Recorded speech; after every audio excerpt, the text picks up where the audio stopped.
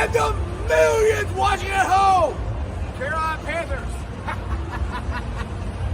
Who Dey Nation and the Bengals got 2 words for you. Who Dey!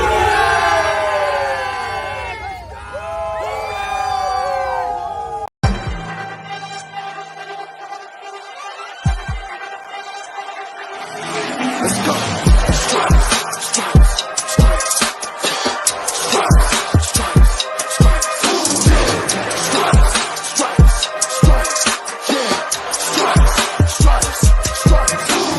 Orange in the day, black in the night. Stripes in our veins, sparks gonna fly. The beast is awake, orange, black and white.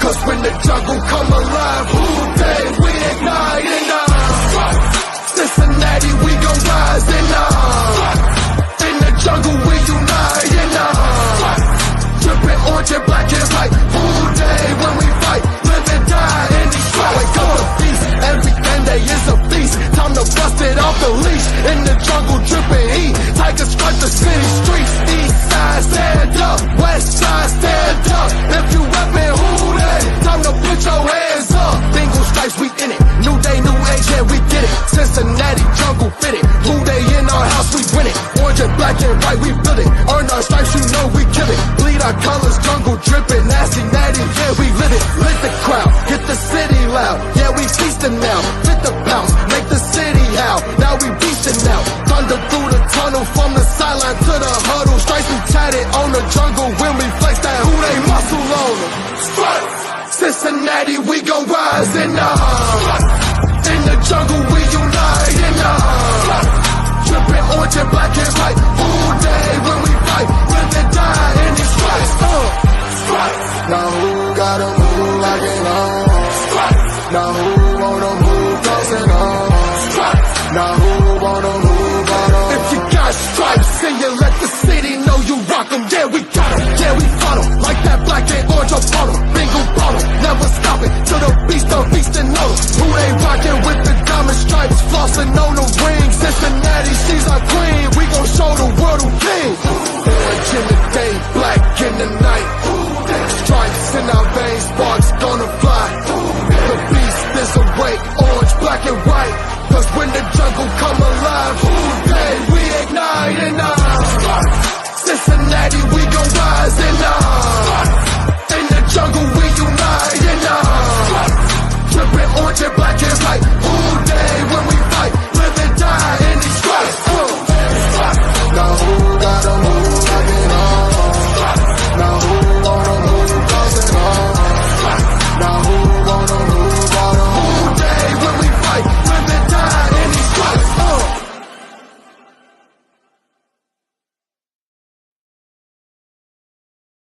Hey guys, what's going on? Welcome to the show. This is Sports with Strawberry Ice. I'm your host, the Iceman, Jeff Turnipole. And as always, I'm bringing you sports from a West Side point of view right here in the great city of Cincinnati, Ohio, home of the AFC North champion Cincinnati Bengals. And of course, home of Jackpot Joey and this delicious Jackpot Joey beer. If you guys have not had any yet, go try some. It's pretty much everywhere. It's actually, I keep saying this, it's coming to Kentucky. Here in the next couple of weeks, everybody keeps saying, when? I don't know. I know it's coming soon. I don't know where it's going to be, but it's going to cross the river and it's going to Kentucky. But it is in Ohio, so make sure you go check it out. And if you guys are ever interested in any of the Jackpot Joey gear, make sure you go to jackpotjoey9.com. Remember, portions of the proceeds go to the Joe Burrow Hunger Relief Fund and the Joe Burrow Hung, so we donate to both of them. So we got these new hats out now, so make sure you go check that out. Now, do me a favor, if you found the show, hit that like and subscribe button. Smash that thumbs up. You guys are awesome. I'm up to 1,961. I'm getting so close to 2,000. So tell your friends, tell your neighbors about Sports with Strawberry Ice. I try to hit 2,000 subs right around the same time I get my 1,000th show. So I'm hoping it'll work out there pretty soon. Anyway, also exclusively in the YouTube chat crew, we're doing super chat. So if you have a question that you would like me or Skinny to answer, give me a super chat. I would greatly appreciate it. And as always, I'm coming to you live from the Ice Cave, and the Ice Cave is brought to you by T Properties. T Properties, quality housing for quality people. Check out the website at www.tpropertiesllc.com for all your rental property management needs and your rental needs. And as always, I got to get this out there too. Betfred, see, there's my link down there. Make sure you go to Betfred, betfredsports.com/Ohio/Bengals_boys too, because you know They're giving away Bengal tickets and all kinds of other merch. Betting will be legal in Ohio here in January. I know Skinny's a big better, but he lives in Kentucky, so he might have to go across the river to make some bets now instead of going to Indiana. So anyway, January 1st, sign up. You get a free $20 bet from Betfred. So what I say is take that $20, add $20 to it, go bet the Bengals to win the Super Bowl, and make some money, because you could be like I did last year, where I drove all the way down to Lawrenceburg. I went down there for the sports book down there. It's going to put $100 on the Bengals to go to the Super Bowl. This was January of 2021. I was going to do this. Went down there. Sports book was closed. So I never got a chance to do it. Cost myself about $3,000. So don't be me. Get the app from Betfred Sports, and you won't have to worry about it. Anyway, what's up to everybody in the chat crew?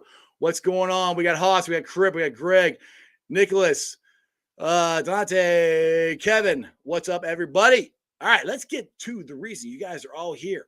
It is Steelers week. So let's go to talk Steelers. We're going to talk some Bearcats, and the man who knows a little bit about some stuff, a lot about everything. He's one of the former Two Angry Guys, if you guys remember that. He's Richard Skinner from Local 12.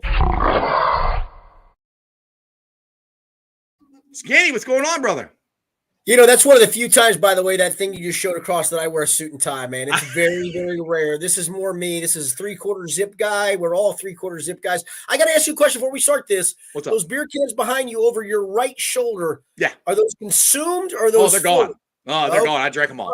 Right, See, I have to be careful here because they're empty. If I swing too much, I might knock them over. Knock them over. Yeah, which has happened before. So I get a little excited when I talk. So I got to be careful here. But yeah, they're all empty them. So Right. I took care of that a while ago. Good call. Good call. So what's going on, man? Last week, it had an off week. I'm sure you got to go on vacation and chill out and relax, right? I wish I could have. I mean, it was a crazy week. We had a couple of newsy things with Darren Simmons talking about the punter situation and talked to Lou Anarumo about his injury situation. And so it became kind of a 3 or 4 story week. And plus I run the website Local 12. So we got a lot of college basketball going on, plus some college football from over the weekend. So the week got away from me. I was trying to take a vacation day last week just to chill, and it never came. I had a day of raking leaves because remember that one day last week and it was 75 degrees before it turned nasty. I'm like, all right, this is the day I can rake leaves. I got to go do this and make things right. And so I did that. And then guess what's happened? I've got 2 old oak trees in my front yard and they're still shedding leaves. And I'm driving. I looked out the next day and I went, why did I just do this? Because I had to. We all do it. Exactly. Oh, dude, I had this fall was late, man. It was like yes, it was yes. all of a sudden, all one week, everything fell down and my whole backyard was full of stuff. Not only that, like this summer, I redid my deck and I got all paper patio, fire pit, and everything back there. So it's really cool now. Nice, well, yeah. About a month or so ago, laying in bed, getting ready to go to bed, all of a sudden I hear this big boom. I'm like, what the hell is that? So I walk out and I thought it was something like raccoons or something getting into my garbage can or whatever. Oh, I've had that recently, by the way. Yeah. As I ran everything. Nope, not that. So then all of a sudden I walk over and I turn the light on my phone. I'm like, oh shit. I see this big tree that fell on my nice new pavers. Oh my Lord. Yeah. Luckily it didn't hit the deck. It crushed like 2 of my trees or 2 of my chairs. It missed a fire pit. So the pavers I got were used. So they're still pavers, but there's 2 big cracks in them. I'm like, son of a, like, dang on it. But I guess it could have been.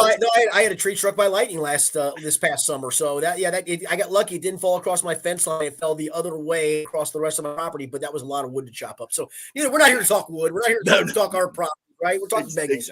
Exactly. Well, actually, real quick, I want to get this out because Greg Luther, he does Rally Round and Natty. I don't know if you know this or not, but he's been having this big discussion with me and other people about Christmas movies. Now I'll tell you, I'll let you make your decision first. He has a question for you. He said, "Is Die Hard a Christmas movie?" It is. I know. Yes! It's one of the great debates of all time, but it is very much centered around Christmas. Now, it's certainly an action movie, for lack of a better term, right? But it is a Christmas movie because it's centered around Christmas. They're at a Christmas party. No, listen, it's not in the vein of any of the Peanuts movies or or Elf or any of those things or Scrooge. It's not in that vein of Christmas movie, but yes, it is a Christmas movie because it's centered around Christmas. Thank you. I knew I liked you, Skinny. There you go. Take that, Greg. All right, let's get to sports here. So we got usually one of the most hyped up weeks we have is Steelers week. And I still think it's going to be hyped up. But to be honest, Skinny, to me, this should be like it was with Carolina. We were more talented. They're banged up. I don't know if Mika Fitzpatrick's going to play. I doubt it. I'd be shocked. I mean, I know they won last week, but if we run the ball like we did last week, there's not a whole lot of teams that could beat us. What's your feeling of going into the Steelers game? Yeah, I mean, you're not going to run the ball for 200 plus yards against very many teams in the league like they did against Carolina. But if you can be certainly somewhere in between awful, which they were for most of the first 8 games, and that Carolina game, it gives you great balance. It puts you in so much better down and distances. It gets Joe Mixon's blood flowing too. I mean, it just adds a different dimension to that offense. Like I said, you're not getting 240 plus, probably not even 2 plus. Can you get to the 130 range against most teams? If you can do that, you do a lot of things that holds pass rushes at bay. And this is still not a great pass blocking offensive line, especially at the tackles. And whether you like Pro Football Focus or not, the metrics show that out, that Jonah Williams has struggled, La'el Collins has struggled. But if you can run the ball, it slows all those things up. Yeah, I mean, Pittsburgh's obviously going through a transitional phase of Kenny Pickett now, the quarterback. I feel terrible for him. I mean, it really hurts my heart that they suck this year. It's horrible. Yeah, I'm sure it does. Yeah, I bet it does. But no, they're going through that transitional phase. Now, listen, they played great against New Orleans, but at the same time, this is not a great New Orleans team. New Orleans on the road, in all those things. I mean, they were the better team yesterday, but you're right. I mean, this is a game you should win coming out of the bye. And if you don't, based on what's still ahead, then the playoff chances get really dicey. I mean, for me, coming out of the bye, you need to at least split these 2 road games, and it would be really spectacular if you could sweep these 2 road games to put yourself in position. If you don't win either one of these road games, you can probably kiss the playoffs goodbye, because you got to get to 10 wins. That would put you at 5-6. 10 wins at that point is really, really difficult. So I think they're the better team going in this week. Well, the other thing too is we can't go 0-4 in the division. We can't. No question. You've got to, if you want any shot at all, win this division, which is going to be hard. 0-3 right now, you can't go 0-4. Yeah, and I'm almost at the stage, and I hate to do this, I'm almost at the stage of turning the page on the division personally, because it's just, I think you've put yourself so behind the 8 ball. Baltimore's, at least in my opinion, going to get to 4 divisional wins. The Bengals can't get there. They obviously can get to the most of 3. I think the best you're doing now is get to 10 wins. I can't imagine you don't make the playoffs at 10 wins, because 10 wins probably gives you a win over New England, tiebreaker. You already have a tiebreaker with the Jets. I don't think a tiebreaker is going to matter with Miami, because I think Miami's at the pace of getting to 11 wins, for goodness sakes, maybe even 12 wins. You're really at a tough spot conference-wise from a tiebreaker standpoint, because your conference record isn't good. But yeah, get to 10 wins, get yourself the tiebreaker over New England, have the tiebreaker over the Jets. It stinks. You'd rather be a divisional champ, because you're hosting a playoff game at that point. Right. Get to the wild card. I think you've seen in this league anymore. Get to the playoffs and anything can happen. Just get in, because the way this offense can be, if we run the ball like we did with Mixon, and whenever we get Jamar Chase, I was kind of hoping he'd be back for Steelers week, but that's it's not looking like it's going to happen. Longer shot even for next week. So right, yeah. I heard he's walking around crutches still. He is. But either way, you have Jamar Chase, and if this running game can get going like it is, and we get the defense back, you get in. You never know what's going to happen. I mean, Tom Brady and them, when they got in 2020, they won the whole thing from the wild card. Never had a home game at all. And listen, the 2 top teams in the league in theory are Buffalo and Kansas City. Well, Buffalo just lost a home game yesterday. That was crazy. That was one of the craziest innings ever. You've won at Kansas City as recently as the AFC Championship game. So you look and you go, well, boy, it's going to be hard to go to Buffalo and Kansas City and win. Yeah, you're right. It is going to be hard to go there and win. But guess what? You've already done that. You just went to Kansas City last year and won. Buffalo just lost at home. I get Minnesota's great. They've only got 1 loss, but they still lost at home. And so, yeah, I think at this stage, you get in, you got a legit chance. Yeah, exactly. Now, one person that I think is coming back this week, it's not official yet, but DJ Reader sounds like he might be back this week. And I think that is huge, because I know everybody keeps saying we need to get more pressure on the quarterback. DJ is not a pass rusher, but DJ takes up 2 guys. That frees up Hendrickson and Hubbard out the sides, and hopefully Joseph Ossai too. That I think will have to help the pass rush. What do you think? Yeah, I talked to DJ today. A bunch of us did, and he feels like he's going to play Sunday. I think that's his goal. He seems like he said he feels great. The rehab went great. The extra week, the bye week, kind of gave him that extra week that helped as well. All those things. But the one thing I'll disagree with you on a little bit is he does help. Obviously helps against the run. The one thing he does do in the pass rush is he does give you push in the pocket in the middle. Right. And then it does free up BJ Hill. BJ Hill has not had a great year. Well, BJ Hill has also not had DJ Reader next to him for all other than 3.5 games this season. Right. So it is, or 2.5 games this season because he got hurt in the Jets game. So I do think that DJ Reader does help in the pass rush. Does he get to the quarterback? No. But listen, if you got two guys gapping here, your 3 technique, and BJ Hill, who last year with DJ Reader alongside of him had 5.5 sacks as a rotational guy, then all of a sudden now it's, okay, do you leave your tackles on an island or do you help inside? And if you help inside, you leave the tackles on an island. Now you got Sam Hubbard and Trey Hendrickson. I do think DJ Reader coming back is a huge help in every facet. First down, second down, he's probably off the field on third down when they go to their sub packages. But man, he is a big get back for them. Yeah, he's a big get back because, like I said, we need to get pressure on the quarterback because Cheeto is gone for the year, which is a huge loss. Now, Eli Apple is what Eli Apple is, but Cam, I'm kind of impressed with him. We're going to need him to step up. Yeah. What about him and is Dax Hill? Have you heard anything about Dax Hill's shoulder? Is he okay? Yeah. Zach was asked yet today about Dax, and he was pretty non-committal. So that never seemed, when a coach on a Monday of a game week is non-committal, that doesn't seem like it's trending in the right direction. But yeah, I think for Cam Taylor-Britt, it's continuing to stack reps. This week, it's not a dynamic passing game. Now, I do like Deontay Johnson. I do like George Pickens. So it's a nice challenge on the outside. But it's a rookie quarterback throwing passes. Right. So you're not facing Pat Mahomes yet. You get another week again then with Ryan Tannehill. Not a dynamic passing game, but a chance to stack more reps. And then you've stacked now 2 more games worth of reps, 2 more weeks worth of practices before you play that Kansas City passing game. It can only help Cam. Listen, Cam is going to make mistakes, and he might make a big mistake in the Kansas City game. It's a matter of how do you shake it off.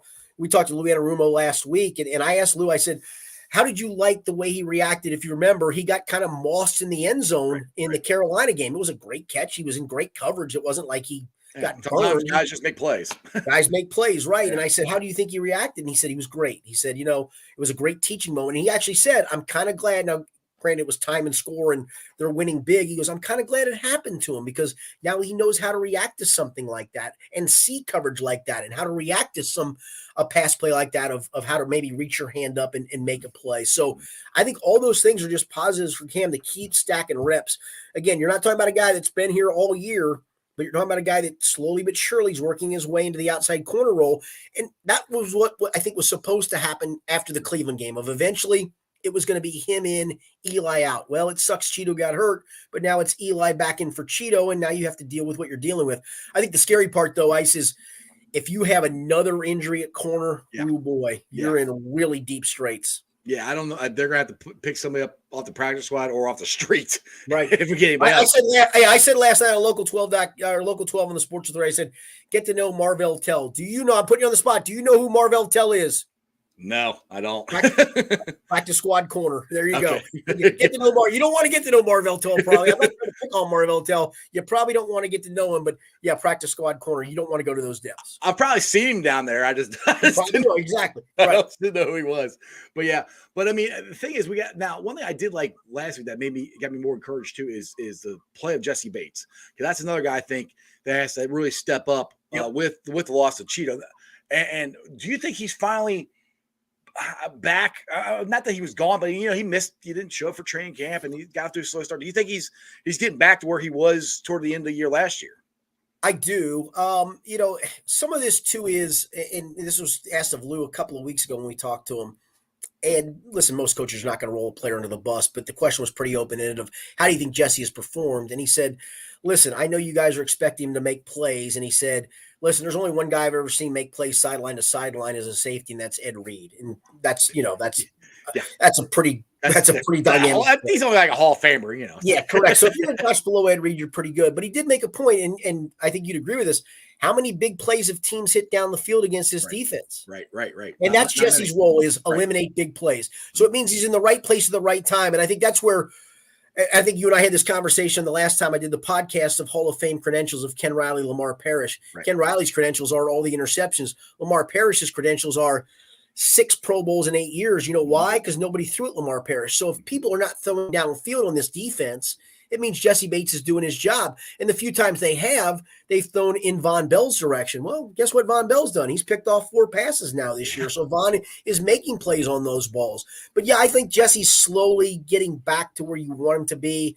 You know, he made a great interception in the Carolina game. It was perfect bracket coverage. The corner, I think, was Eli Apple, was underneath the route. PJ Walker threw a horrible ball, but Jesse was right behind it to make the interception and then made a really good return as well.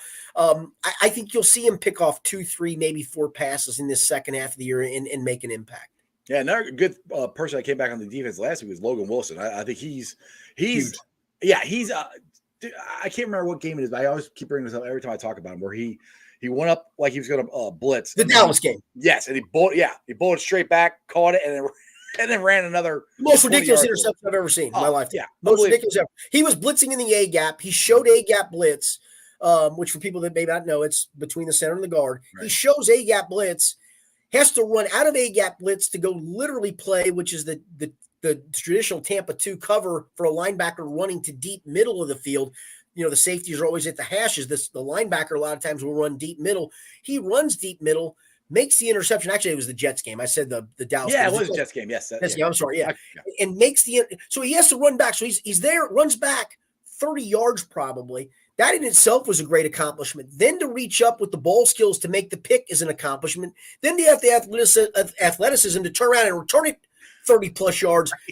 It honestly, it was one of the great plays I've seen in my lifetime, and I'm an old man, so that's a long time. You're not that old. You're not that much older than me. I'm not that old. It's a mental I'm old thing. enough. All right, I got a question here from Crypt Keeper. He says, Skinny, please tell me I'm not the only one who remembers in the 90s the Bengals were wearing white jerseys the whole year. Please tell me you remember that. I don't remember that. I mean, I think they've usually gone back and forth. It makes me now. It piques my interest because usually, like I said, I don't think whole year. Yeah. Maybe if they did, shame on me for not remembering that. I mean, they've usually gone back and forth. Back in the day, it was traditional all whites, traditional black with the white pants. Depending on home and road, there was no really orange colored uniform then. There was, they switched to the stripes in 81 for the Super Bowl year. Well, I don't remember that. So shame on me if I don't. I'll have to go back and look. If you can give me a specific year, I'll look into that. I'll ask you. I don't remember that. Do you? I don't remember that at all. Not the whole year. I mean, why would they wear it the whole year? Because I mean, I don't know. I was a glutton for punishment, man. I watched every game of the 90s back then. So I recall the whole year. I remember, like I said, back in the day, it was literally traditional whites. Right. On road games, traditional blacks on homes, So because they barely ever wear, I barely remember them wearing whites at home. It was always the black ones. So. Correct. Yeah. It was always whites on the road. Yeah, if you got a year for that, Crip, let me know. We'll try to look. No, I appreciate the question. I don't remember. Yeah. Shame on me. So speaking of the white, are you a fan of the white helmet that they're going to have? I'm pretty sure it's this Sunday they're doing the white helmet again, right? I'm meh on it. It wasn't as good. Yeah, I was. It was okay. It wasn't as spectacular as I thought it was going to be, and I don't know why. We all like new, right?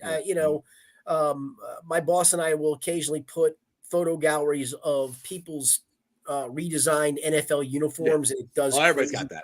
Yeah, everybody does it, and some of them are really cool. The whites were okay. It wasn't. It's funny. It's going to sound silly. It wasn't as clean as I thought it was going. Really? I thought it was going to be cleaner. I don't know why I thought that, but I liked them. Don't get me wrong. I didn't hate them, but I am very much a traditionalist. As I'm a Kentucky grad, and when Kentucky brings out chrome uniform helmets, I hate them with a passion because in my day, it was either the blue helmet or the white helmet. That's what I want. That's what I wanted. That's why I love Alabama and Penn State and the Michigans of the world and the Ohio States of the world. It's, Ohio State will occasionally go to the black helmet or the black uniform, which I hate. But, for the most part, they're pretty traditional in what they do. I'm a traditionalist. I'm one that I bring back the Tampa Bay creamsicle uniforms. Oh, you like those? Oh, those are awesome. Oh, my God. Those are Love the creamsicles, man. Oh my God, my wife is from Tampa, and she hates those because it brings up bad memories. They suck the whole. That's a good point. 79 was the only time they were good. Yeah, I mean, when the Chargers brought back the powder blues from back in the 60s, of course, those were dynamic. Those were fabulous. I like those. Cripper said he thinks it was 95. I'll look for you. I'll look. Yeah. I appreciate that. That's interesting. Because $95. That's Kajana Carter ripping his knee and. Oh, Maybe that's why they wore white. They didn't want to wear black all year because of Kajana's injury, right? Exactly. The season was over in the first freaking preseason game. God. Yes, exactly. Up in Detroit, I'll never forget that. Oh, why you gotta bring up bad stuff, Crip? I know. I'll look for you. Yeah. All right. So you're talking about college football in Kentucky. Let's get to the Bearcats here. They, I won't say are struggling this year, but they're not as dominant as they have been the last couple of years. We barely beat East Carolina, which East Carolina always gives us. They give them trouble. There's no question. Yeah, that is a kryptonite team. Mm-hmm. Now, question: I've always thought Evan Prater was going to be the starter. I've been calling for it. I would like to see him out there, just get him out there. I think he has more potential. Where are you at on the quarterback situation with UC? I will ask this question of you because it's a question that gets asked a lot and talked about a lot. Do you trust Luke Fickell? Yes. If you trust Luke Fickell, you trust his decision where that's concerned. Yeah, I trust him. Yeah. I'm a high school basketball coach, and I get asked occasionally by other parents of why certain kids don't play. And I've often told parents, you want to come to practice, you're more than welcome to sit in on practice. You won't like probably what you hear on occasion at practice, but some of it's a matter of trust. And sometimes you look at raw talent. And listen, I did a handful of Evans games when he was at Wyoming High School. I broadcast a handful of his games, including the state championship game that they won when he was a junior. And then I broadcast his game in the regional final as a senior. And Evan had to throw. They were behind, which was rare for Wyoming in those days. And Evan's got this huge cannon of an arm. He's got the gazelle-like athleticism where he's in the open field. I don't care what level Evan plays at. He's running away from people. He's that kind of an athlete. Right. But in this game, his accuracy, I didn't say on the broadcast because I'm a play-by-play guy, but I'm like, in my mind, I'm like, man, this is struggle street. Now, listen, it doesn't mean he sucks. It just meant he struggled a lot there. And so I think that's part of the issue is the whole accuracy thing from them. And the trust, I mean, can he get you in and out of protection checks? Can he get you from a run play to a pass play? Can he get you from a bad pass play to a run play? And listen, I'm not at practice, but I'm just going off the fact of, and I asked you the question, and if you're a UC fan, I think most do you trust Luke Fickell? And the answer is, you said it, yes. And I think for most UC fans, absolutely the answer should be yes. So if you trust Luke Fickell, you think he's not playing, and I'm just asking this rhetorically, I'm not pointing a finger at you, I'm just asking rhetorically, do you think he's not playing a kid because he doesn't think he gives him a chance to win games? He has a chance to win games. Yeah, he wants to win. I think he thinks Ben gives him the best chance. Yeah, the chance to win. I mean, like I said, there's been a package of. I would say this: the thing that it was interesting to me, and I asked Chad Brendel of Bearcat Journal, is a friend of mine, and we've done some radio stuff together. I asked him early in the year. He was going to have me on a radio show, and we were talking on the phone. I said, will they give Evan a package of plays? And he said, no, Luke wants to have one guy and one guy only. And I thought that was interesting because I thought, okay, a package of plays is okay. You can get him, in a Wildcat set, some Louisville back in the day. I think Howard Schellenberger used to have, and I believe God love Bobby Petrino. He's a goof nut, but he's a good football coach. They used to have a package of plays for their number 2 quarterback to start the second quarter just to get him reps because eventually you may need that guy, right? I mean, you never know when that's going to happen. So they would give him a series or 2 just to get his feet wet. And then you go back to the starter and the starter knew, hey, I'm coming out here. It's not a vendetta. It's not that they think I suck, even though you might have had a bad quarter. It's, hey, time for this guy's package of plays. Let's see if a change of pace. I'm a little surprised they haven't done that. But I would tell you that I get the decision-making process for what they're doing. They've decided Ben's our guy. Let's stay with Ben. Right. Dean's with me. I miss hearing you on the I appreciate that, Dean. Thank you guys. Thank you. I wish we had a morning sports show. That would be nice right now. That's one thing we're missing right here. All right. So one thing that with this offense that I'm kind of getting frustrated with Ben missing, he just misses open passes. Maybe I'm just spoiled because of Breeder the last 2 years. But our tight ends, we got 2 tight ends, I think, are NFL caliber tight ends. Yes. Do you think we should be getting the ball to them more? I think they're more talented than some of our wide receivers are. Yeah, the 2 wide receivers are dynamic. They're downfield dynamic guys. But how you don't get Josh Wiley 7 to 10 targets and Leonard Taylor 3 to 5 targets a game is beyond me. That part I'm with you on. And I think that's a part of the reason they have not sustained drives this year. Right. Some of it's Yes. some of it's the run game. The run game's Right. been really inconsistent, and you're 3rd and 7, it feels like, on every series. Right. And, you're scoring touchdowns when Ben hits big plays down the field. So some of it's run game related, but some of it also is, how about a 1st and 10 play to Josh Wiley or Leonard Taylor? Get you to 2nd and 2. Then you're open to the run game or the play action stuff with those 2 dynamic receivers on the outside. And I will say this, and I'm not pointing fingers, and maybe some of it is, I know the kid. I've known his dad for a long time, so I don't want to get on their bad side. Gino Guidugli's in his first year of doing this, right? And so some of this is probably a feeling out process for him too. But I think to some degree, you got to get those 2 guys involved more. And hopefully over the last handful of games here, the Temple game, you should go win with ease. Obviously, Tulane's going to be tough. Then you're hopefully in the AAC championship game at UCF and whatever bowl game you go play in.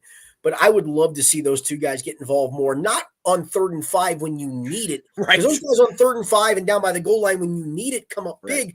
I'd like to see it more on 1st and 10. I'm a big bootleg guy. I'm not a football, like I said, I'm a basketball coach. I cover football. I'm a big bootleg guy. Watch how defenses try to defend bootlegs. You get a quarterback out of pocket, everybody's scrambling to find who they got to cover. Half the people run with the flow of the run game. Somebody's trying to figure out, am I supposed to rush the quarterback? And suddenly here's the tight end sneaking across for a 7-yard gain. And you go, well, that was pretty damn easy. Why can't you do that more often? I'm talking not for the UC. I'm talking for every team. Everybody, right. It's so easy to me to run bootleg games. I'd like to see more of that. I'm with you. I think you're right. You don't have 2, slop blocking tight ends. You're like, yeah, hopefully you catch 1 pass a game for 8 yards, but you're our primary blocker. No, you're right. I mean, Josh Wiley is definitively an NFL guy. Leonard Taylor has definitively an NFL body. I don't know if he's an NFL tight end or not. I feel bad because at Springfield, I did a couple of games where he quarterbacked, and you're looking, I'll tell you what, trust me, Leonard Taylor can spin the football now. Really? He's a quarterback by trade, but he can spin the football. He's got a big time arm on him, and he's a great athlete. He's a great basketball player. He actually was a really good basketball player at Springfield as well. But yeah, I mean, you're right. Get those 2 guys involved more. They have to be involved more. So rolling in. So hopefully we'll end the season. We'll win the AAC and going into the Big 12. Now, I'm a little concerned. Excuse me. Of the team last year was unbelievable. We had 8 guys go to the NFL. I mean, that's I won't say once in a lifetime, but for Cincinnati fans, that's a once in a lifetime team. Now going to the Big 12 to really compete, you're going to need that more often than not. To me, right now, looking at this team compared to say TCU, this year, I think if UC went into the Big 12 this year, they'd struggle. I think we'd have a hard time. See, I don't. Really? I get where you're coming from because these close AAC wins are frustrating for everyone. We should be beating these guys by more. But, yeah, I have said this on the podcast I do with Rick Broering, my weekly podcast. Some of it, in East Carolina games. Oh, by the way, tell Rick who Strawberry Ice is. He thought my name was weird. Okay, no, I will. You're right. That's exactly right. Well, okay, before I forget, so I'm going to divert. Where did we get the name Strawberry Ice? I don't even know that. I need to know this story before I go on with this answer. Okay. So I tried to do radio when I was in high school. I went to Ohio Center for Broadcasting. So I had an internship at 100.9 The Wiz. This is back in 1993. So I did a sports update in the morning with Freddie Red, who was doing the morning show then. And it's an urban network. They didn't want to call me Jeff. So I'm red-faced. Vanilla Ice was huge. So he called me Strawberry Ice. Strawberry Ice. So this is from back in the Vanilla Ice days? Yes. Oh, my lands. Okay. I was 19. You could call me whatever the hell you wanted to call me. Correct. You put me on the radio. I didn't care what you called me. So I long story short, I never actually got a job in the radio. I started this a couple years ago, and people still call me that. So I'm like, screw it. I'll go with Sports Strawberry. So that's how I got the name. All right, I've been wanting to know that. People wanted to know. Hopefully, they already knew the answer. I did not know the answer, so I wanted to know. So back to the question. I will say, East Carolina was obviously a dogfight because East Carolina is good, and you're right, it's kind of their kryptonite. But I think in some of these AAC games, it's just a matter of boredom. You've owned them now for the last 2, 3, 4 years. Right. You've owned the Navies, and you've owned the Tulsas. Although Tulsa's also that's what they act like. I mean, they act like getting bored. That's a good point. I do like that. And I think there's some of that. Indiana turns out they sucked this year, but for a half they dominated a Big Ten team. And it's not, the drag. They're the bottom of the Big Ten, but they're not 0-10. They're not Nebraska. They're not. Although Nebraska beat them too, so I shouldn't even use them. But my point. The bottom line is, I do think if you put them in the Big 12 today, I think they're every bit as good as everybody not named TCU and maybe Oklahoma State. I think Oklahoma State's So better. you're saying they'd be top 3 or 4, you think? I do. I Really? do. Maybe, Well, that makes me feel better maybe that's nirvana for me. I mean, I know people now point to Arkansas and go, "Oh, that wasn't such a great loss." Well, Arkansas hasn't played with their quarterback KJ Jefferson for a chunk of the year, and he was everything for that offense. Well, that's another one, Richard. If Ben completes a couple passes, correct, we win that freaking game. I'm like, oh my God, he overthrew 2 of them, one of them in the end zone. I'm like, oh, correct. That's what's so frustrating about this. And even for Arkansas, this past Saturday, they're at home and it's a league game and all those things, but they didn't have KJ Jefferson and they almost beat LSU. So you're not as far off as you think. It is frustrating because you're like, all right, why are you slogging through Tulsa? And why are you slogging through Navy? And why are you slogging did that last year too? I mean, correct. When they needed supposed style points, and they knew in theory they needed style. Now it didn't matter because the style points didn't matter because they still got in, but they needed style points last year, and it did not matter. So I'm a big believer that Luke Fickell will continue to recruit well. I know he just lost Cam Calhoun, I believe, to Kentucky, which I feel because I've seen Cam play and I love Cam and I'm glad he's coming to Kentucky, my alma mater. But he's done fine recruiting wise. I think he's going to continue to do fine, if not better, going to the Big 12. I think this program is just fine. Now I have a question. We're rolling this into the college playoff game against Alabama last year, and I want your opinion because this is one thing that frustrated me. Is we had 2 NFL DBs. One who's probably going to win Rookie of the Year. It was very probably close. Is. Kobe Bryant's been pretty damn good too. Kobe Bryant's good too. Why didn't they stack the box and sell out to stop the run and put those 2 on islands? Yeah, I want to know. Nobody's ever gave me an answer why they did that or why they didn't do that. 2 things from that game were that because I would have said, listen, I get they got speed on the outside, but you're right. You got 2 NFL corners. They're rated such, and you can see why because they're both starting for what is 2 playoff teams right now. I mean, the Jets would be a playoff team today. Seattle would be a playoff team today. Kobe's played not as well as Sauce has played, but Kobe's played pretty damn well. Yeah. So yeah, you're right. I'm kind of with you. And I thought they went into a shell offensively. It was almost like, let's not take chances to screw this up. Yeah, we got too scared. I'm like, it was like not to lose. I'm like, why? I think some of that is experience of the moment of, all right, hey, it's Alabama. They got dudes. They got probably more dudes than we've got. And they do. I mean, let's face facts. They got more dudes than UC's got. So I think some of that too. And I think if Luke Fickell got back to that moment again, he would say, you know what, all things being equal, I'd let it rip a little bit more. And I'd do what you said. I'd say, you know what, you're our 2 best guys. If they beat you, they beat you. Right. But I'm going to take a chance that they're not going to beat you. And if they do, that's fine. But I'm not going to get nickel and dimed in the run game the way Alabama did the football. And they did. And so that's the thing. You look back and you go, listen, was Alabama better? Sure. 9 times out of 10, does Alabama win? Probably. Yeah. But would you have liked to take a bigger swing with your best guys doing their thing on defense and you doing what you do best on offense as opposed to going into a shell? And that to me was a little disappointing. I'd like to see him go down swinging is what I would like to see. I would, that's because to me, that should have been the game plan to begin with. I mean, because you have our corners are better. Our corners are better than their wide receivers. I thought. I mean, I did. That's your best things. They want, especially when you came out and you could see them wanting to run the ball, and they kept, like you said, nickel and dime. Yeah, I mean, for a series, if you want to do one thing, you go, okay, wait a minute, they're going to run it. Let's change this. Or let's go. You 2 guys go here. Our 2 safeties are going to walk down, and we're going to trust these 2 guys get the job done. Yeah, I was screaming at the TV, like, why are we doing this? Oh, yeah. It was so frustrating. It was. Anyway, that's beyond anyway. that's past. Hopefully this year, what would be a great accomplishment is if New Year's 6. Yeah, if we get a New Year's 6, I mean, you'd have New Year's 6 playoff and New Year's 6 again. That's unbelievable. I mean, if I were to tell you in a 3-year span that was going to be UC football, I'd be even the Brian Kelly era, would you have believed it? No. After Brian Kelly left, we went to the Tuberville years. Like, I didn't think we'd ever get back to that. So. And that's the thing for this year. I know this year's been frustrating because it feels like there's more talent to do more than what they've done. But if I were to tell you, like you said, you're going to lose Alec Pierce, Myjai Sanders, Ahmad Gardner, Kobe Bryant, and 3 or 4 other guys that are playing in the NFL, and you were still going to maybe play for the conference title and a New Year's 6 bowl. Right. If I had told you that after that Alabama loss, that I can't guarantee it today because it's not guaranteed. But if I could tell you they're going to be right on the cusp of doing that, would you take it?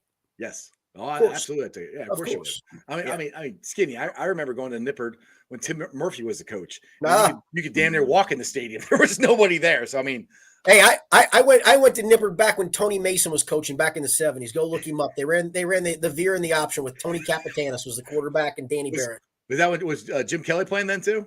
Jim was, I think, before that. I don't remember Okay. Jim as a player. I think Jim was actually a little bit before that. At least I Okay. hope he was, unless I'm older. I got you.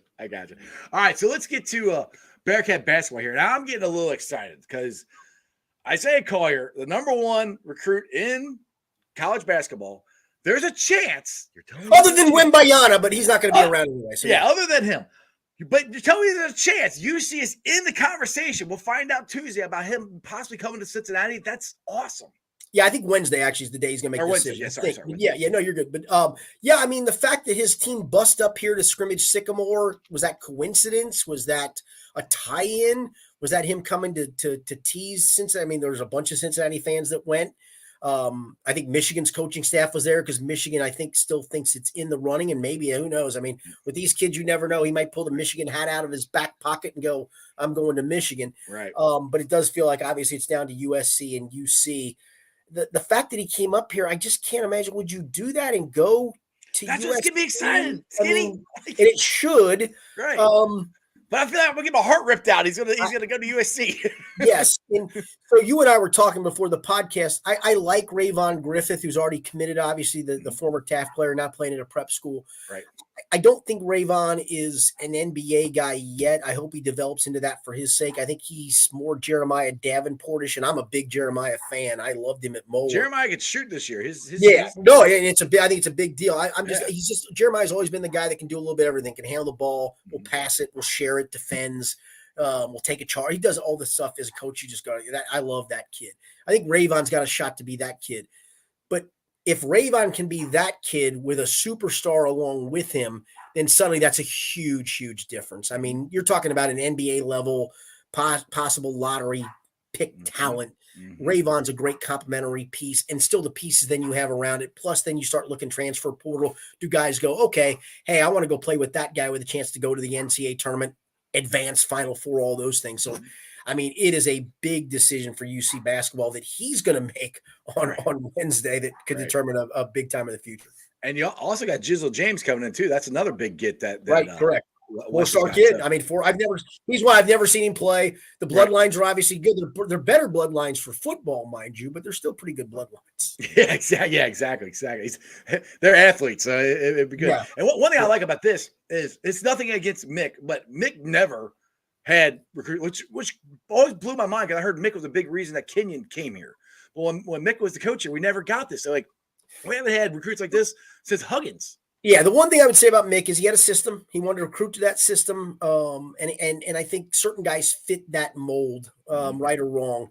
He obviously had great success, not the success you would have liked for going to Final Fours, and obviously the team that lost in Nashville on that bloody Sunday when both UC and Xavier lost crazy games was really disappointing because I think that team wins that game. The sky was the limit for that team. That was the disappointing part of it. But yeah, I mean, if you believe Wes Miller's the guy long term, you get Collier. You got a lot of cachet in your favor. It may not be for long. It may be for just 1 year. It probably is for just 1 year. But him and Rayvon in the recruiting class and Jizzle James and what you got coming over, and then potentially transfer portal and potentially what he still has out there in recruiting. There's a couple other kids. It could be a heck of a 2023-24 season for UC basketball. Exactly. It's getting me excited. Now, I know helping all this is going into the Big 12. Now, Big 12, Skinny, they're already the best. It changes the dynamic of other teams that you're going to play, though. I mean, no offense. Right now, the AAC is Houston and Houston and Houston and Houston. I mean, right I want to beat Houston. I'm tired of losing to Houston. No offense. It's probably going to happen again this year. Yeah. God. Anyway, so going into the Big 12. Big 12 right now is already, I think, the best college basketball conference. Adding UC, adding Houston into that, because Texas and Oklahoma aren't going to leave until 2020. No, the year after, yeah. Yeah. So first year, they're going to be in there. This is going to be a ridiculous conference, man. I mean, it's going to be a grind. I mean, there's a very good chance that whoever either I think they're going to beat each other up, and they're going to be too tired by the time the tournament comes around, or they're going to be ready to go and battle tested. But the difference is, you know, UC's picked to finish third in the AAC, and Mo Egger and I were talking about this on the Sports Authority on Local 12 last night. We were talking about this UC team. You know, if you finish third in the AAC this year, where they're picked to finish, and they could finish second, they're not finishing first. They're not. So no offense, they're not beating Houston. I think they're not beating Houston. I hate Houston. Maybe once in a lifetime. But the difference is, you finish third in the AAC, that might not be good enough to make the NCAA tournament. You finish fifth or sixth in the Big 12 with the resume potentially wins that stack up on that. Not only are you in, you're suddenly a 6-7 seed despite finishing fifth or sixth versus finishing third and going, well, hell, we're not in. It's a big difference maker. But also, you're right. You got to up your recruiting game. And if you get Collier, you've upped it big time. Great. Yeah. Yeah, exactly. So let's talk about the team this year. And they're going to go to Maui here. And I think that's going to be a good test for them here. And so far, they've won every game they played. Where are you at on this team? Because we are talking about, I think Davenport has already improved his shooting from last year. I mean, I know it's only 3 games, but he's making them more than he was last year. What's your thoughts on what West has this year and their chances of maybe a bubble team, or where you at? Yeah. I think bubble team's probably right. You know, you go to Maui, unfortunately, that the field is so loaded. And I hate to do this because this is going to sound negative, but I just think it's honest. You're probably playing the 7th place game against Louisville, and Louisville's obviously off to a terrible start. They're not very good. Don't lose that game. Go 1-2 in Maui, and you know, who knows? Go 2-1 potentially. You're probably not beating Arizona that first game. That puts you on the losers bracket side of things. Go 1-2 there. Xavier's probably better, but it's still a rivalry game. Can you win that game? Because I think Xavier's going to have a really good season. That would be a resume building win for UC as well. Don't slip up at the NKUs of the world, which they play this Wednesday on the road. And that, trust me, that's not going to be easy. Right. Although there's probably going to be a lot of UC fans in attendance at NKU's arena because it's obviously so close. Don't trip on those games, and then win the games you should win in the AAC, and you know, beat Memphis in a 50-50 game. Don't get embarrassed by Houston. It's probably not going to be a win. At that point, you would probably have done enough to be in the tournament. I think. I do think it's a good team. I think they got more balance.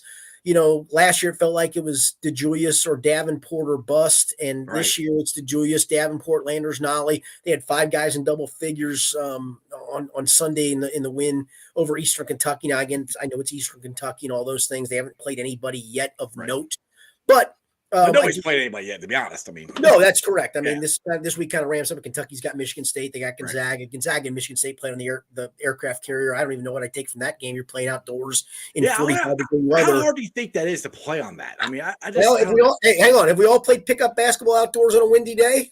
I have, but have these kids though? We've all done it, but you're not used to it as a college basketball player. You're in the great environment in a great shooting situation where you know your shooting background at home. This shooting situation is you're shooting onto the point of throwing it into the ocean, for goodness sake. Exactly. So that was a weird game to watch. It was a fun game to watch. I watched a good chunk of it, but it was a weird game to watch. But yeah, I do think this is probably a bubble team. Like I said, don't go 0-3 in Maui. You don't do that, you at least you got a chance to get your head above water. Right. All right. So I know I can't let you go. I do have some Kentucky fans. I always bug me that I never talk about Kentucky. So since you are Kentucky grad, I know you cover Kentucky. I know they got some big recruits coming in as always. So like 4 of the top 8. Is that what I heard today? Is that what they got today? So what's your feeling on Kentucky this year? Are they a championship team? Where are they at? Yeah, I said this the other day to a couple of people watching the game on Friday. It was just Duquesne, and they're not great. But just watching without Oscar Shibwe and the length that they have on the wings and the fact they got a bunch of guys who can create their own shots. Xavier Wheeler came back and played. He did not play in the opener, and you're going to get Shibwe back. I mean, you're getting the reigning National Player of the Year back here, hopefully for the Michigan State game. That's what it seems like it's trending towards. I think this has a chance to be, and I'm not a big Cal fan, but I'm a huge Kentucky football fan. I'm not a big Cal fan, but I am a grad of Kentucky. So I have to, my daughter's a grad of Kentucky. So, I mean, I have to kind of be in the rooting portion of the program a little bit. I'm not a Cal guy, but I will say, I think this talent-wise is the best mesh of talent. CJ Frederick from Covenant Catholic is just a great shooter and he's just really efficient. And then you got about a couple of other, Case and Wallace is, they got Reeves. They got a bunch of 6'6" guys who can shoot, create, defend, and you get Shibway back. Oh, by the way, I think this has a chance. This is not the best talent Cal's had. The 38-0 team that lost in the Final Four was probably the best talent. His first year with Patrick Patterson, John Wall, DeMarcus Cousins. I mean, that group talent-wise, Eric Bledsoe, NBA guys out the wazoo, was probably the best team talent-wise he had. This feels like the best mesh of talent he's had maybe in the time he's been there. So, all right. Since I am sponsored by Betfred, I got, and you are a betting man. I love it. I can't wait. Right. I can't wait for Betfred, by the way. I love going to Indiana, but it's always so crowded. I can't wait to go to Ohio because I work in Ohio. I'm in Ohio a bunch. It'll be right on your phone. You make the bet. To a phone, or even, no offense to Betfred, if it has to be, I'll go to a small kiosk in a little bar. Every bar go to that link right there, down there. That's where you got to Betfred.com/Ohio/Bengals. There we go.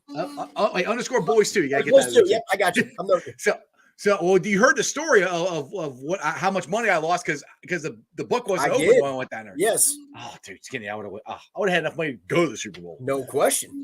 Anyway, so all right, so let's do this here with the Bengals. It's Steelers week here, and we talk about that. We think I think you're saying the Bengals should win this. Yes. I don't even know what I do. What is the spread right now? Do you even know? You know what? I'm gonna get my phone out. It's funny you say that. I meant to check that earlier today. I don't know if it's out yet. It usually is, but hang on, I got it. I'm gonna look it up. Hopefully they've got it up at this point. The Bengals, this was a bigger number than I thought. I guessed 3.5. They're a 5-point favorite on the road, the Bengals are. Ooh, that's a big Well, if they play like they did last week, they'll cover it. Well, what do you think? You think are you taking the over or under on that? I think they cover. 5's a big number on the road, and road dogs have ruled the NFL this year. Green Bay or home dogs rather, have ruled the NFL this year. Green Bay was a home dog, down 2 touchdowns, rallied to win. Pittsburgh yesterday was a 1.5-point home dog.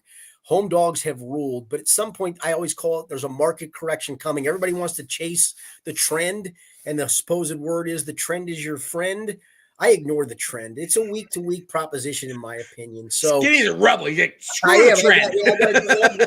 I hope I don't regret it, because in theory, the Bengals could still win this game like 24-20, and you're happy as a Bengals fan. You're angry as all get out as a bettor because you laid the 5 and they won by 4. But Kenny Pickett has done some good things. He's not done enough good things. He tries to create too many plays, all of those things. Pittsburgh did run the ball better against New Orleans. Listen, I don't think the Bengals are as dynamic offensive as they showed in the Carolina game with, running for 240. Yeah. I do think that was a great confidence boost for the run game. I think, last year they went to Pittsburgh and won 24-10, coming off an awful loss to Chicago, ugly loss to Chicago. Yep. I think they go to Pittsburgh and they win this by a touchdown plus. There you go. That sounds good. So what do you got coming up on the podcast? What do you got coming up on Local 12 or anything you'd like to plug here? Yeah, I did. Last week I did kind of a look back at the best and worst moments of the first half of the year, our offensive MVP, defensive MVP, the coaching grade, all those things. Coming up here in the next day or so, I'm going to look at 5 storylines to watch in the second half of the year, which will include, can the offense sustain more consistency? Can the pass rush be better? Because let's face it, without Chidobe Awuzie in the back end, you need to get more pass rush, all of those things. Can this team go on a run? There's a lot of things to look at for this second half of the season. So that got the podcast with my guy, Rick Boring, coming up on Thursday. We'll have our Bengals post-game podcast after the game on Sunday. So appreciate it letting me plug in it. But we got a lot of stuff at local12.com. And you got to do Ask Skinny anything. I always enjoy that. Yeah, ask me a question. It literally can be anything. Ask me relationship advice. I asked you if you tried this. I have not tried that yet. That's why I'm looking back there. I said, you said it's coming to Kentucky soon, so I'm looking forward to that. I mean, I can always venture to Ohio to buy, but if it's in Kentucky, it's a whole lot easier for me. I live 5 minutes from a Kroger, so I'm a big Kroger liquor store guy, and they have an assortment of all kinds of different beers, craft beers, all kinds of different brews. So if that's coming to my Kroger, I'll buy it. Like I said, I know it's coming to Kentucky. I just don't know when. When I find out when and where, I will definitely hit you up and let you know. Absolutely. Well, Skinny, I appreciate. Like I said, I miss you on the radio. I think we should try to get you back on sometime. And if you ever want to co-host on the radio, just there you go. There you go. I see it. I'm noting you. And tell Tony Pike's come on my podcast already. What the hell? I've got it. I'm gonna call him when we're done. There you go. All right, Skinny. Appreciate you, man. Thanks. You bet. Thanks, Ice. Appreciate it. All right, guys. Hope you enjoyed that as much as I did. Go check out Richard Skinner at local12.com. Skinny podcast comes at you after the Bengals game. They do it after every Bengals game, and it's every Thursday, I think is when he does it. So make sure you check that out. I appreciate him coming on the show, and he's a great guy, a great watch. So make sure you guys go check him out. All right, let's get to the Facebook groups that let me live stream. And as always, I appreciate every single one of them. They're Who Dey Nation, Who Dey Legion, Bearcat Ruckus, the Ohio State Bucknuts, the Ice Bar. And then you follow me on all my social media platforms, all under Sports with Strawberry Ice. I'm on Facebook, Instagram, Twitter, and TikTok. Twitter handle is at Jeff A. Trunapole. TikTok is at Iceman90. YouTubers, I'm at 1,961 subscribers. Make sure you guys go check out Rally Around the Natty tonight. I don't know what time they're going to be on, but Greg Luther has got to admit that Die Hard is a Christmas movie. So make sure you subscribe to Rally. So whenever they go live tonight, because they didn't say when they were going live, I think Greg's trying to hide it from me or something. I don't know. Well, make sure you guys go check that out. Go check out my boys, Bengals and Brews. Go subscribe to their channel. They got a great couple shows coming up Friday and Saturday for you this week. So make sure you go check those guys out. Go check out the Blind Tiger. Daniel's Bourbon has got a great giveaway. I retweeted it. It's $25 per spot. He's giving away a Joe Mixon jersey and some pictures. I'm trying to do this offhand. I can't exactly remember. It's on my Twitter line. Go check that out. Blind Tiger night tomorrow night. The proceeds of this go to the Hayden Hurst Foundation. So make sure you go check that out. I think that's everything. Other than that, tomorrow it's going to be Ice Brew Days with my boy, Dale, my seat neighbor. So check that out. And other than that, say it with me, people. That's just sports, baby. See ya!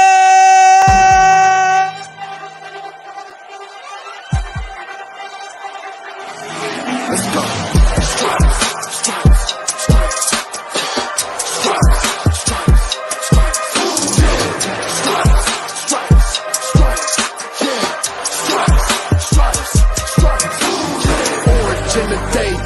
In the night, stripes in our veins, sparks gonna fly. The beast is awake, orange, black, and white.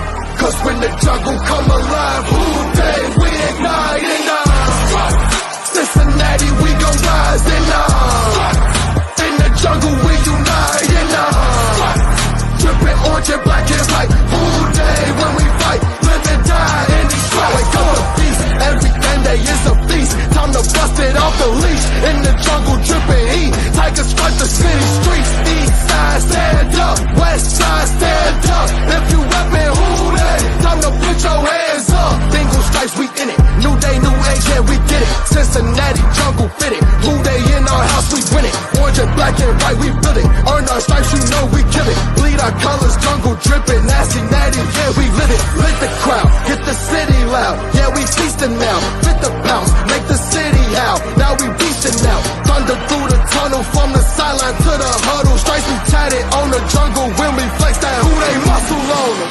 Stripes, Cincinnati, we gon' rise and in the jungle, we unite and dripping orange and black and white. Who Dey, when we fight, live and die in these stripes. Stripes. Now who gotta move like it on? Stripes. Now who wanna move closing on? Stripes. Now who wanna move on? If you got stripes, then you let the city know you rock 'em. Yeah, we got 'em. Yeah, we